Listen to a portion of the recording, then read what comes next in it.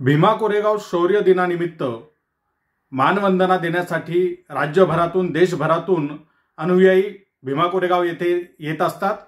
या अनुयायांसाठी बार्टीच्या वतीने जेवणावळीवरती उधळण करण्याचं काम करण्यात येत असल्याचं या ठिकाणी दिसून येत आहे। त्यामुळे शासनाला आमचं सांगणं आहे, बार्टीला आमचं सांगणं आहे की कुणीही तिथे जेवण करण्यासाठी येत नसतं किंवा कुणाचीही जेवणावळी करण्याची मागणी नाहीये। अशा वेळेला बार्टीचा पैसा हा जो विद्यार्थ्यांसाठी संशोधनासाठी खर्च झाला पाहिजे, तो इतर कुठल्याही कारणासाठी खर्च करण्यात येऊ नये। आणि सध्याची जी काही बार्टीने काढलेली जाहिरात आहे किंवा घेतलेला निर्णय आहे जेवणावळीचा, तो तातडीने मागे घेण्यात यावा। बार्टीच्या संशोधक विद्यार्थ्यांकडून अनेकदा त्यांना फेलोशिपसाठी पैसा देण्यात येत नाही। अशा वेळेला आंदोलन करण्यात येतं। 2-2, 3-3 महिने विद्यार्थी आंदोलनाला बसलेले असतात आणि बार्टीचे अधिकारी किंवा शासनाकडून सांगण्यात येतं की आमच्याकडे निधी नाही।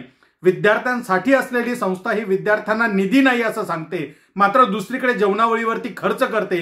या मागचं जे काही ठेकेदारांचे इंटरेस्ट जपण्याचं किंवा जे काही तोडपाणीचं राजकारण या ठिकाणी बार्टीकडनं करण्यात येत आहे ते तातडीने थांबवण्यात यावं आणि बार्टीचा प्रत्येक एक रुपया हा विद्यार्थ्यांसाठी आणि संशोधनासाठी, विद्यावेतनासाठीच खर्च केला जावा, अशी वंचित बहुजन आघाडीची भूमिका आहे।